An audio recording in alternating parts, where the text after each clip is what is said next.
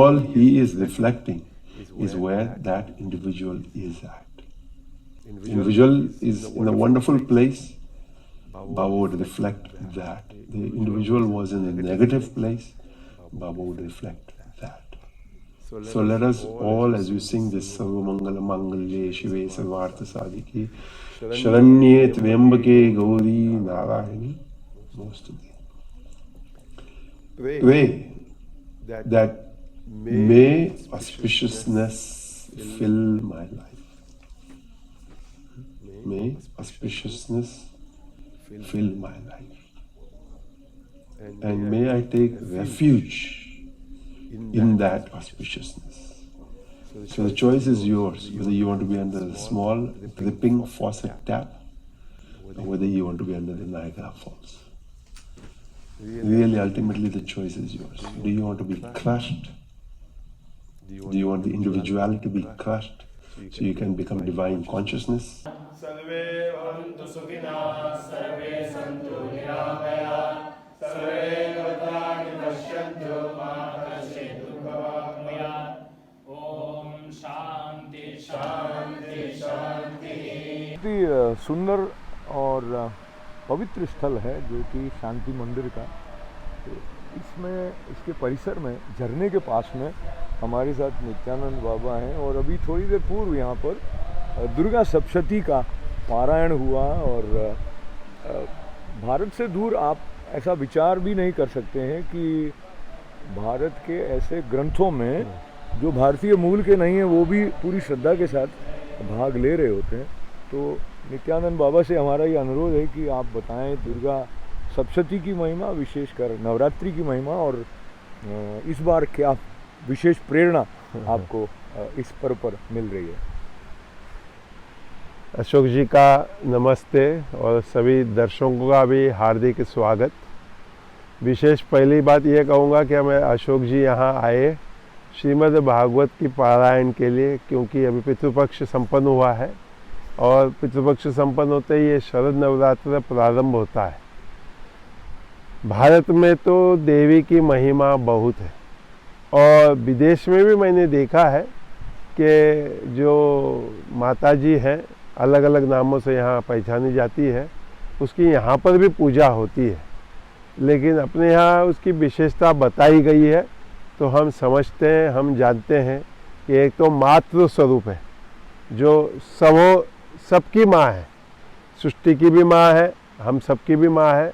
फिर उसी माँ का दुर्गा स्वरूप है, महालक्ष्मी स्वरूप है, महासरस्वती स्वरूप है, एक त्रिपुरा सुंदरी, ललिता।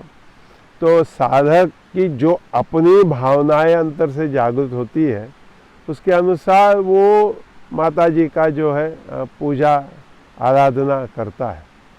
मैं तो अपने आप को बहुत भाग्यवान मानता हूँ, क्योंकि इस वर्ष 59 इयर्स पूरे हो गए और 60 प्रारंभ हुआ, अगले वर्ष 60 पूरा होगा। तो 6 तारीख की बर्थडे है और इंडिया की तिथि के हिसाब से 7 तारीख को नवरात्र प्रारंभ हुआ है, 7 अक्टूबर को।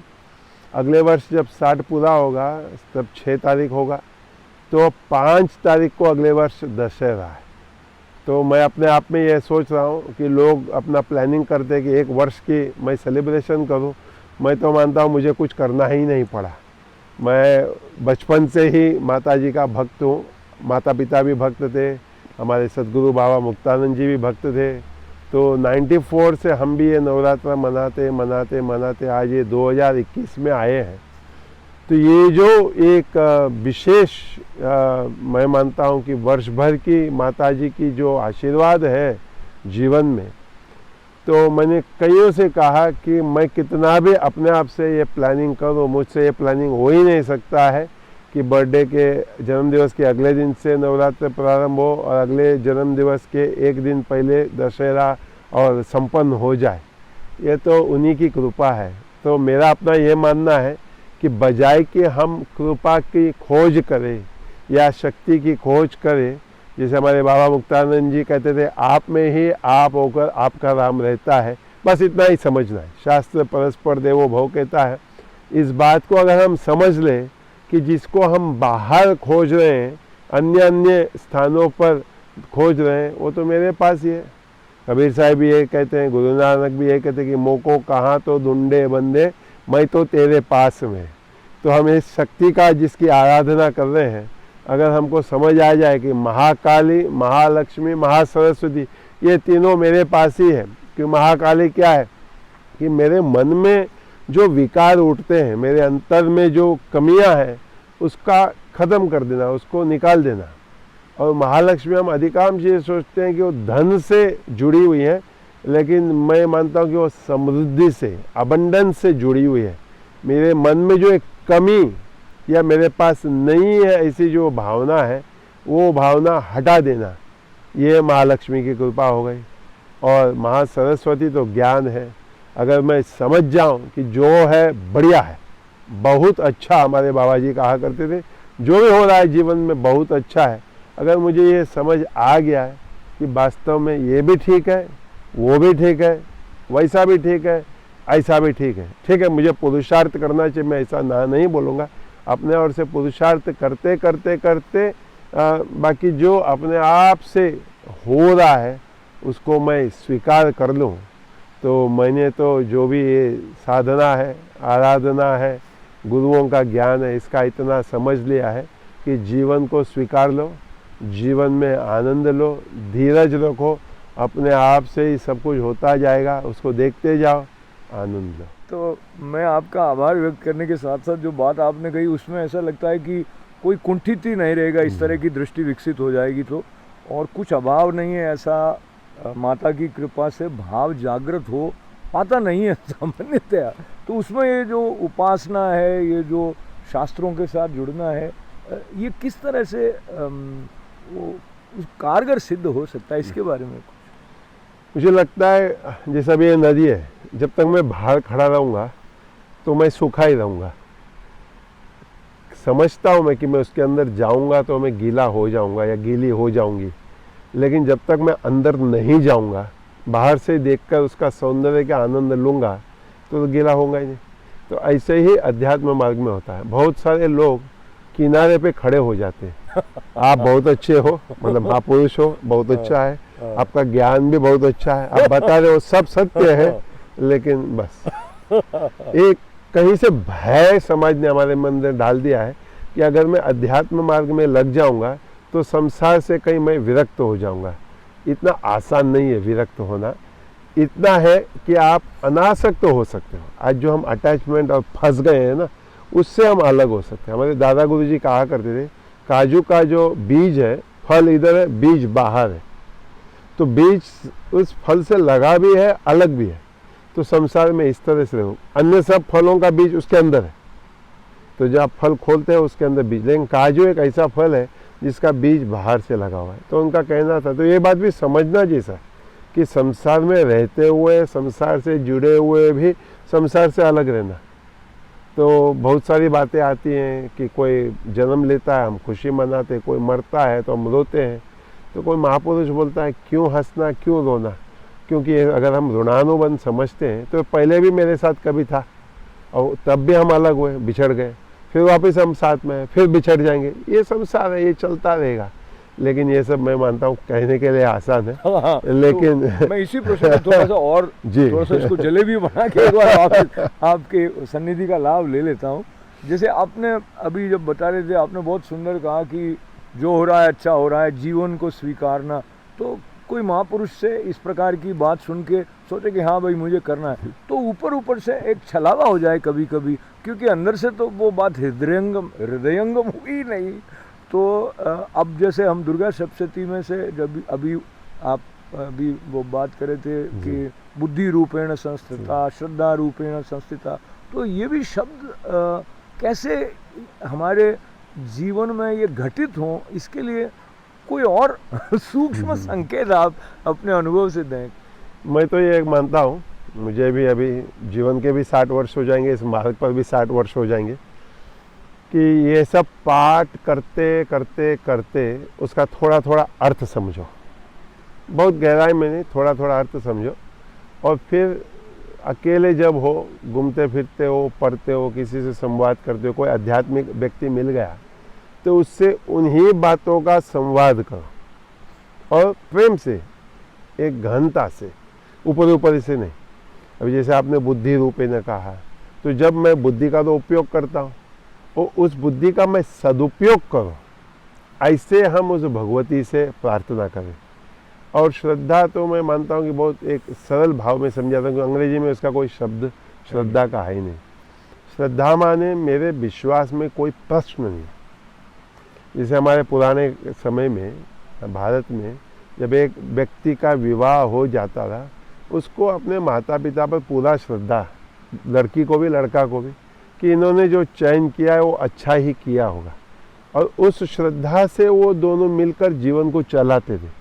इसमें कुछ कमी है, इसमें कुछ कमी है, लेकिन वो कमी को भी समझते हुए, आज तो हम क्या कहते हैं, I can deal with you, I don't like you, और करके हम अलग हो जाते हैं।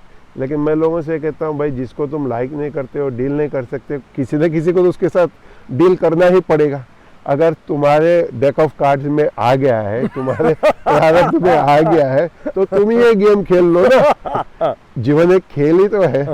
तो यही मैं मानता हूँ कि भक्ति, श्रद्धा, बुद्धि, माता जी शक्ति हमको यही देती है कि जीवन की जो परिस्थिति है, उस परिस्थिति को मैं कैसे समझकर आनंद से, खुशी से, प्रेम से, मस्ती से मतलब जीना है। कहीं ना कहीं किसी न किसी के साथ तो जीना है ना। तो जो है, क्या अंग्रेजी में कहा था ना, bird in the hand is better than two in the bush, ऐसा कि ये तो आ गया है भैया मेरे पास, चलो इसको अभी 20-30 साल तो समझ लिया है, तो और 10-20 साल समझ लेते हैं। तो कभी कभी हमारे यहाँ जोक भी करते हैं, क्यों अपने यहाँ शादी कहते हैं कि पुनः पुनः उसी से हो, ताकि इस साल का बदला अगले जीवन में लेंगे। तो ये सब वास्तव में हम मजाक में कहते हैं, लेकिन बात सत्य है कि वास्तव में अपने यहाँ ये माना जाता है कि जीवन जो है उसकी परिस्थिति हमको इस तरह से तैयार करती है कि वो पुनः हमको उस परमात्मा के पास, आपके शब्दों में संवित के पास, चित शक्ति के पास ले जाती है। जितना मैं परिस्थिति से भागता हूँ, उतना ही मैं उस अपने साधना से दूर भागता हूँ। तो जितने मैं अपने परिस्थिति को समझते हुए, और जैसे भी हो, कष्ट भी होता है, मैं ये नहीं कहूँगा कि समझ गया तो आसान है, नहीं, कष्ट होता है, दुख भी होता है, दर्द भी होता है, लेकिन कभी कभी ऐसे पाठ करते करते कुछ एक इल्यूमिनेशन हो जाता है, कुछ समझ आ जाती है। वो कथा पढ़ता हूँ, जैसे यहाँ एक कथा पढ़ते हैं दुर्गा सप्तशती का, तो हम समझते हैं, हम भी कभी न कभी गुरु के पास पहुँच जाते हैं, वहाँ रहते रहते रहते हमको भी ज्ञान हो जाता है, समझ आ जाता है। और अगर समझ के साथ जीवन जियो तो मैं मानता हूँ बढ़िया। तो आपके पास खड़े होने से ही एक शक्ति आ जाती है, वो उसको सहन शक्ति भी कहते हैं। वो आनंद के पूर्वक अपनाने की जो एक समझ है, वो आपके सरल ढंग से आपने जो दर्शन और जो अध्यात्म की गूढ़ बातें वो बताई, उसके लिए आपका आभार व्यक्त करते हुए एक प्रश्न और मेरे मन में, जो कि मैं यहाँ देख रहा था, तो आप इतने सहज रहते हैं और भारत में भी आप उतने ही सक्रिय हैं।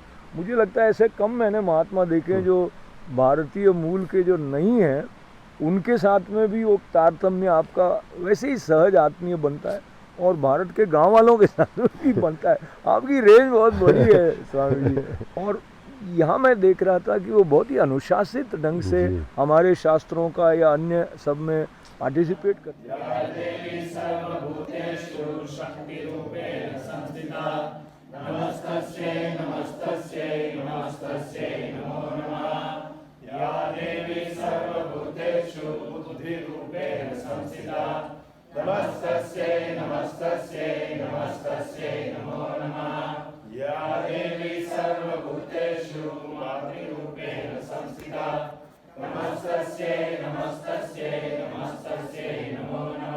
तो इसके पीछे आप मुझे पता है कि कोई ऐसी बात है जो कि वो स्थूल नहीं है, वो जो कि सूक्ष्म है, उसके बारे में यदि आप कुछ संकेत करें, क्योंकि यहाँ जो जो दिखाई दे रहे हैं साधक भारतीय मूल के नहीं जो हैं, उनके अंदर एक आंतरिक अनुशासन है और एक निरंतरता है। तो आप इसमें अपने गुरु जी को उसका श्रेय देते हैं। आप क्या है अलग सा, क्या है? एक तो मुक्तानंद बाबा जी 1970 में फर्स्ट टाइम आए भारत से, तो उसके बाद वो और 2 बार आए, तो कुल 3 बार आए। तीसरी बार में मैं भी उनके साथ आया और उन्होंने जो इनको एक जीवन शैली दी, लाइफस्टाइल में लोगों से कहता हूँ कि हमारे एक पंडित जी है लावड़ जी, वो कहते हैं राक्षस से इनको देव बनाया, क्योंकि ये यहाँ भौतिकवाद में खोए लोग संसार का भोग करते करते करते भोग लिया। अब क्या है, आगे क्या है, तब जाकर इन लोग इस अध्यात्म मार्ग में आए हैं, भोग चुके हैं, सब कुछ कर चुके हैं, तो क्या है। तो यहाँ आकर उनको समझ आया कि जीवन में और भी कुछ है और वो मेरा अंतरात्मा है। उस अंतरात्मा की खोज इनको यहाँ 9 दिन नवरात्रों की पाठ करवाती है, हवन करवाते हैं, अभी दोपहर को पूजा करवाएंगे। और एक क्योंकि बचपन से वो इस बात में नहीं रहे, तो एक ओपननेस है उनमें। हमारे में क्या है, हम बचपन से ये देखते आए, माता पिता कहते रहे, हम करते रहे और हमको फिर लगता है कि क्या होगा क्या होगा, लेकिन होता है ना। तभी तो आज इतने सालों बाद भी ये, और ये अपस्टेट न्यूयॉर्क में मैनहट्टन से 2 घंटा दूर कहीं गांव में हम लोग बैठे हैं और यहाँ आप देख रहे हो कि ये सब लोग कहाँ से, कोई कैलिफोर्निया से, कोई मेक्सिको से, कोई अर्जेंटीना से, कोई यूरोप से, कोई ऑस्ट्रेलिया से आए हैं। क्यों आए? क्योंकि उनको अंदर की जो झलक जो हमारा शास्त्र हमको बताता है, और हमारे यहाँ बाबा मुक्तानंद जी का था कड़क अनुशासन। उनके चेहरे से भी लगता है कि कड़क है, और उनके ज्यादातर तस्वीरें ऐसी हैं तो कुछ ताड़न करने वाला एक भाव है। तो वो कड़क अनुशासन इनको पसंद है, क्योंकि ये देश अनुशासन पे ही चलता है। तो उनको लगता है कि अनुशासन अगर हम करेंगे, और कईयों को लाभ भी हुआ है, और उनको जो लाभ हुआ है वो लाभ उन्होंने आगे बताया है, तब जाकर कहीं किसी के बच्चे भी आते हैं, क्योंकि वो बात उनको समझ आएगा कि there is more to life. तो वो आकर्षण है। There is more to life and there is always more कि आप नित्यानंद बाबा से कुछ ऐसी प्रेरणा प्राप्त करें जो आपके लिए जीवन को आलोकित करने वाली हो। एक अंतिम निवेदन के रूप में, जो नवरात्रि हमारे कोई दर्शक आपको सुनते हुए सोचें कि इसका मेरे को क्या करना चाहिए कि ये मेरे लिए सार्थक हो, ऐसा मंगलमय जो पर्व है।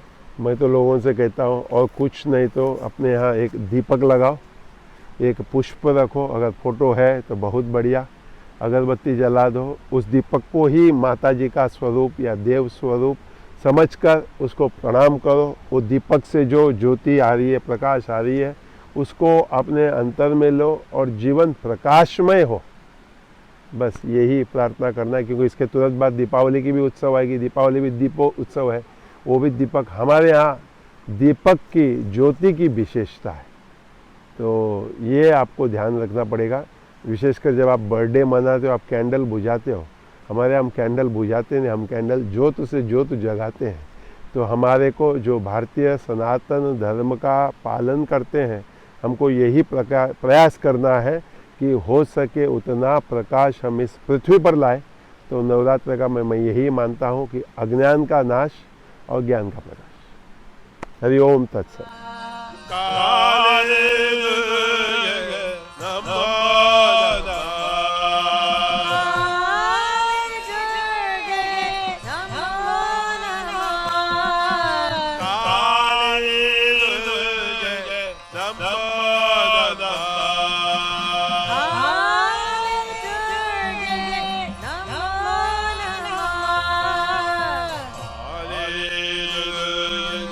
Namo Namah